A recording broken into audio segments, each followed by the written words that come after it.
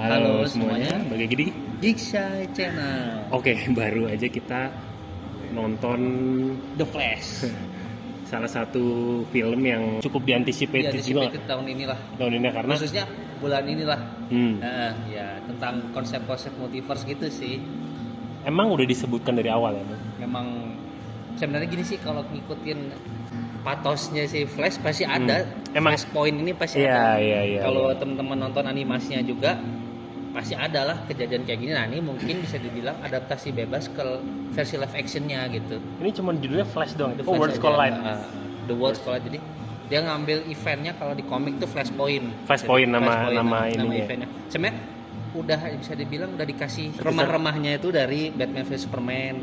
Yang tiba-tiba ada Nightmare itu yang mimpi buruknya si Batman. Iya, Nah, benar. terus paling kentara pas kemarin kita nonton 2021 ya Zack Snyder Justice League itu yang tetap dia punya kekuatan bisa membalikan waktu. Jadi kayak istilahnya udah dikasih kemampuan Flash nggak cuma lari cepat doang gitu. Ternyata dia punya kemampuan yang melebihi dari Speed Force yang bisa dibilang kemampuan utamanya si The Flash. Itu gitu. Di sini bisa dibilang ya dengan dibawa James Gunn dan Peter Safran, kan namanya DCU ya, bukan DCEU lagi. Udah berubah nih, berarti ini berubah ya? Ini bisa dibilang ini film perdananya yang men-trigger DCU yang ini kalau. Nah, makanya ini yang kita tahu juga bahwa dengan segala macam drama di DC ya, maksudnya di ya nggak DC, sih? ya. Maksudnya kita sangat mengerti bahwa DC dan Marvel itu akan terus dibandingkan ya, dan pasti yang tidak terelakkan lah. Nah, dan yang terjadi memang DC jadi sering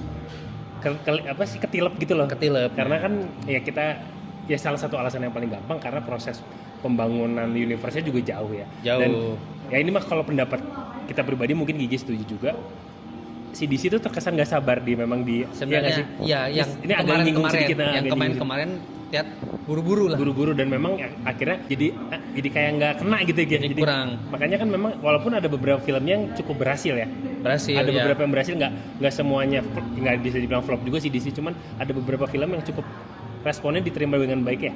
Dan lucunya pasti malah yang film solonya. Iya. Pasti film assemble, maaf ya nggak boleh ngambil film yang multi karakter malah kurang jadinya gitu. Jadinya kan belum lagi drama Snyder Cut dan sebagainya. Terus, itu jadi drama case-nya ini Flash aja kan sebenarnya drama ya. Kadang teh jadinya gini, kualitasnya jadi kebawa dengan isu yang di balik layar itu, jadinya kena apa ya sebutannya, kena ke psikologis penonton. Pasti jelek nih gitu, karena disiapkan atau dibuat dengan tidak sempurna gitu kan. Padahal bisa dibilang konsepnya bagus, penyutradaraan bagus, cerita bagus, ya itu akhirnya hasil produknya gimana sih, karakternya juga. Jadi gitu dipengaruhi kan. non teknis juga ya. Pengaruhi non teknis bisa dibilang kayak gitu. Dan ini kan memang sebenarnya bisa dibilang film solo Flash pertama ya. The Flash live action pertama kan. Ya. Dan tadi sudah disinggung juga bahwa ini adalah film trigger pertama yang akan jadi poros ya gitu. Dan seperti yang kita tahu kan memang Ben Affleck sudah nggak mau ya gitu. Sudah bisa dibilang. Tadi gue agak mau nanya sih kok akhirnya muncul lagi. Sebenarnya ini terakhir dipanggil jadi Batman terakhir ini. Ini terakhir ya? Jadi apa sebutannya Batfleck. Nah, ini penutup. Terus Wonder Woman juga nggak mau ya? Wonder Woman udah nggak, kisahnya tidak dalam proyek jangka panjangnya James Gunn. Sama yang pasti yang bikin kita heartbroken, karena Mas saya udah muncul juga di Black Adam, akhirnya Henry Cavill juga jadi Superman juga. Nah itu di sini sudah pasti karena ada penggantinya yang nanti kita akan bahas. Dan memang di trailer sudah kelihatan. Itu mah bisa langsung orang menyimpulkan loh. Oh ini ternyata yang dipakai sebagai pengganti. Dan kalau gua, mesti nih coba kita maju ke impresi kita ke film ya. Tidak ada yang terasa salah ya Gia? Tidak ada yang salah. Maksudnya terasa cukup proper dan menarik, entertaining. Kalau catatan kecil ini gue sebutkan di awal, kadang-kadang agak mengganggu CGI-nya. CGI-nya kelihatan sih mungkin nggak mulus. Iya, mungkin entah karena memang visualisasinya yang memang membutuhkan CGI segitunya. Cuman ada yang adegan Flash agak-agak too much ya Gia. Agak too much. Ya ada, ntar teman-teman tonton sendiri lah, ada adegan actionnya Flash yang agak giung gitu. Jadi gini sih sebenarnya aku tuh nggak tahu kenapa, mungkin ya pas diciptakan dulu Justice League itu emang Flash itu sebenarnya lebih ke sidekick ya. Kalau dia di kategori pas dia gabungan ya. Nah pas ternyata karena dikasih porsi sendiri itu nggak tahu kenapa kalau kemarin dulu misalnya nih mah kita di Justice League dia dapat porsi pas nyelamatin terakhir.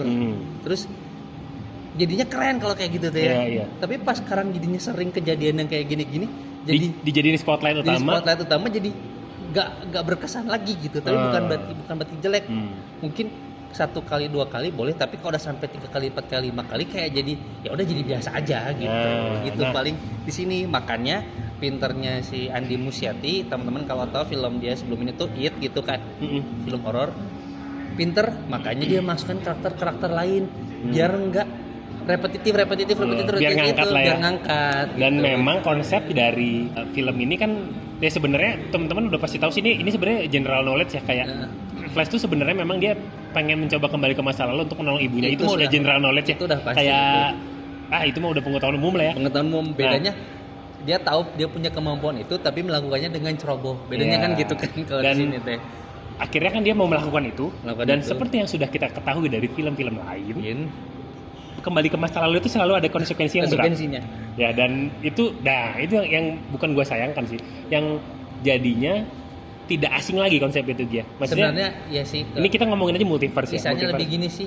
Jadi udah nggak fresh lagi aja sebenarnya. Bukan berarti jelek tapi jadi udah nggak fresh lagi aja. Apalagi ini mah jujur 2 minggu lalu kan kita baru nonton film Across the Spider-Verse gitu jadi kan. Jadi kayak masih seger ya. Masih seger gitu kan. Wah, jadi inevitable tidak dapat terhindarkan di bulan yang sama.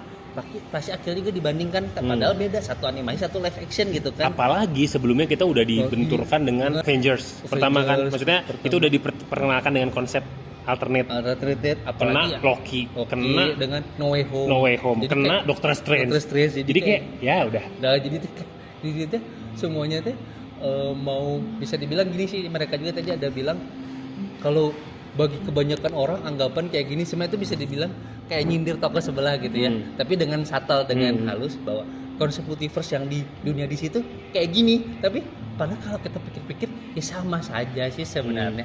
Cuman cara menjelaskannya beda. Kebetulan memang yang pakai duluan franchise sono gitu. Ya nggak bisa disalahin juga sih, emang duluan ya. Emang lebih duluan. Jadi kayak padahal untuk konsep Flashpoint mungkin predates dari konsep multiverse-nya, Spider-Verse-nya Spider-Man malah. Sebenarnya secara timeline secara rilis komik lah tanda kutip. Itu duluan DC lebih duluan DC sebenarnya. Sayang sekali. Makanya sebenarnya kalau teman-teman boleh ini buat referensi, nonton animasi Flashpoint itu bagus banget, saya juga suka gitu. Dan sebenarnya nggak bisa apple to apple dibandingkan dengan yang ini karena kan bisa dibilang ini mah perkenalan. Jadi mau memperkenalkan ini loh film solo The Flash.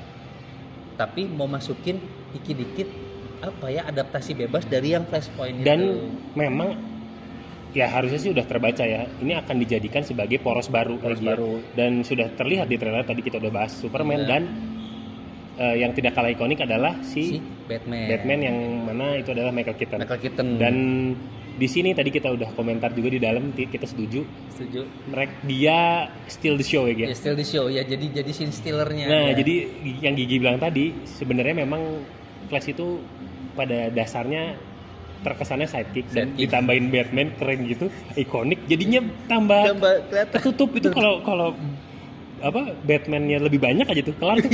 Jadi film Batman itu. itu yang pertama saya takutin kan karena saya ngelihat dari trailer, wah Batman-nya 2 nanti bisa nggak, ternyata lumayan di sini Flash-nya juga 2 sih. Jadi lumayan bisa ngebantu ya. Ini nggak spoiler kan di trailer ada ya kan. Jadi akhirnya lumayan mengimbangi. Nah, sebenarnya ini nitpick ya. Yang malah jadinya Superman-nya jadi underused menurut saya. Yang ngerti. Aku sukanya ini jujur karena saya suka Man of Steel. Saya suka ini recall dan ngambil dari POV yang berbeda. Itu yang aku kasih 2 jempol. Tapi ternyata nice try. Tapi ternyata memang sih Kal-El itu belum selevel Kal-El masalahnya. Itu bukan berarti saya tidak emansipasi wanita ya. Cuman di sini kata saya jadi kayak karakter tempelan aja. Iya, ditambah mungkin aktrisnya juga nggak kuat ya. Kurang kuat ya, mungkin masih mencoba naik daun gitu kan. Cuman jadinya aduh gimana ya, malah Batman-nya sih Michael Keaton. Iya. Ya? Mungkin ini kali ya. Michael Keaton tuh umur nggak bohong kali, maksudnya kayak presence si aktornya gitu. Si aktornya tuh juga nggak bohong sih. Jadi aku nggak ngerti sih, mungkin filmnya ini bisa dibilang budgetnya menengah karena full CGI. Jadi hanya bisa bayar satu aktor yang punya nama kali ya. Jadi dia nggak bisa terlalu mengeksplor karakter-karakter yang penting gitu kan. Jadi kayak ya udahlah kita nempatin ini, sisanya lari di treadmill aja sih kayaknya itu mah set syutingnya si Ezra Miller gitu kan. Karena si Ezra Miller juga kalau kita lihat di balik layar nih, kita juga nggak mau bahas bahwa ada bad publication ke film ini tuh, dan kita pun terkejut ya masih dipakai nah itu ternyata ya. Sedangkan jujur ya kalau di toko sebelah ada bad publication langsung dipecat gitu kan. Kalau nggak Warfare kan sensitif banget tuh. Soalnya kan mereka family friendly banget gitu kan. Nah, di sini aku nggak tahu kenapa malah untung film ini terselamatkan sama Michael Keaton yang bisa dibilang kesannya dia selalu good guy gitu kan. Good apa ya, vibe-nya tuh bagus gitu kan. Jadi akhirnya di sini pas ternyata tampil sebagai Batman di OG 1989 tuh benar-benar tribute yang bagus lah. Dan itu jadi fan service yang cukup apik ya. Apik dengan musiknya, dengan dikeluarin musiknya, dengan dikeluarin kendaraannya, kayak ciri khas gadgetnya benar. Jadi menurut kita teh jadi sudut pandang POV-nya, jadi sudut pandang si Barry Allen yang muda kaget gitu ngeliat dunianya Batman gitu. Kayak bener kembali lagi ke dunianya si Batcave yang itu gitu. Dan ternyata untungnya ini mah 3/4 terakhir ya mungkin ya baru tuh kena tuh saya emosinya di situ tuh. Ini mah 3/4 pertama benar-benar spektakel aja gitu. Dia seneng-senengan aja. Wow ini baru 1/4 terakhirnya kena banget sih ini film. Maksudnya kenapa nggak dari awal kayak gitu ya sih, itu ya aku yang kayaknya belum bisanya dapat sensasi yang bener full gitu ke film ini. Mungkin nanti after second viewing or third viewing mungkin saya bisa melihat detail-detail yang lebih bagus lagi di situ. Tapi untuk impresi awal sih paten lah gitu. Tidak sempurna, tidak bagus, tapi lumayan lah. Tidak mengecewakan. Karena ya gitulah. Pokoknya di sini bisa dibilang banyak kejutan tapi malah jadi bingung gitu. Iya, dan memang karena itu tadi ya. Oh ya, satu lagi yang jadi tidak lagi fresh adalah konsep kenaifan anak mudanya. Kita udah banyak disuguhkan dari Spider-Man sebenarnya. Itu kan Spider-Man banget ya. Konflik batinnya gitu, konflik perasaannya gitu. Itu mungkin teman-teman bisa lihat. Jadi kayak jadi apa ya? Kalau gue jujur jadi gregetannya agak udah nggak segeregetan kayak lihat Peter Parker gitu. Ini mohon maaf aja nih gue bandingin ya. Nah itu cuma karena masalah dipakai duluan aja kali ya. Dan tadi ya maksudnya balik lagi ke detail film tadi, mungkin ini kalau teman-teman nonton beberapa kali bisa dapat detail-detail kecil ya, karena ini balik lagi konsep multiverse, time travel, jadi kita harus mencerna gitu. Jadi kita sampai keluar kayak masih mikir ini gimana nih konklusinya gitu. Dan balik lagi yang bisa kita kasih tahu adalah secara garis besar ini mau dijadiin poros baru ya. Dan kita udah disebutin di awal tadi. Bahkan di James Gunn juga kalau di Twitter dia selalu mempromosikan film ini. Jadi di sana ini teh scratch lagi lah dari awal lagi. Ini kelihatan banget kayak di restart sebenarnya. Walaupun kayak agak-agak konyol ya, maksudnya kayak terus yang kemarin buat apa gitu, cuman ya cukup di bridging dengan cukup oke.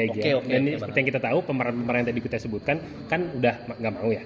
Dan yang masih selamat kan tadi kita bahas tinggal ini rada semi spoiler ya, cuman nggak apa-apa lah. Tinggal Aquaman sama The Flash.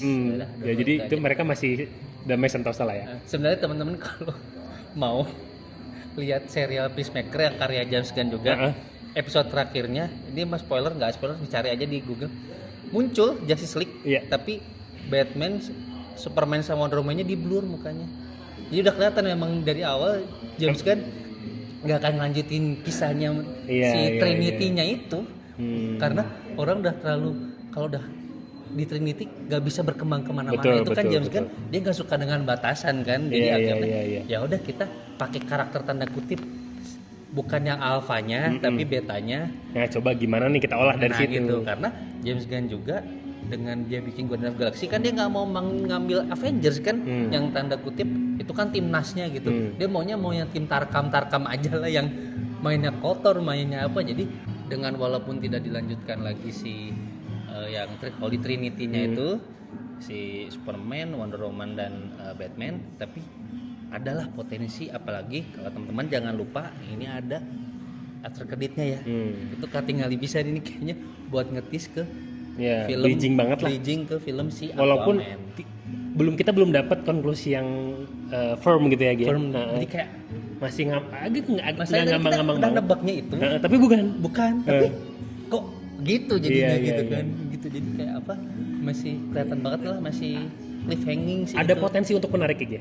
Ya, ada potensi untuk menarik. Menarik ya, karena ya kita bakal lihat ke depannya kayak apa, akan dibawa kemana ini si DCEU ya berarti. DCU malah nggak pakai I-nya lagi, nggak ada extendidan lagi sekarang. Ya ini kita lihat akan dibawa kemana oleh James Gunn dengan transfer pemainnya dia ke DC. Tapi yang pasti sih moga-moga makin bagus dan makin fresh aku lebih tepatnya, karena sebenarnya karakternya di situ banyak gitu. Jadi bener juga sih James Gunn, dia nggak mau terkungkung di situ-situ aja gitu kan, karena karakter di situ banyak banget, nggak harus nggak terpaku di situ aja. Gitu. Ya secara kesimpulan worth to watch aja. Worth to watch. Kasih nilai berapa sih? Ini mah kita kasih disclaimer dulu ya. Jadi pas ini rilis bahkan Rotten Tomatoes cuma ngasih 71. Tapi audience score-nya dari penontonnya 98. Oke. Nah, kalau kami berdua mungkin di tengah-tengahnya. Ya. Paling ngasih di 7374. Sama gitu, gue juga segitu.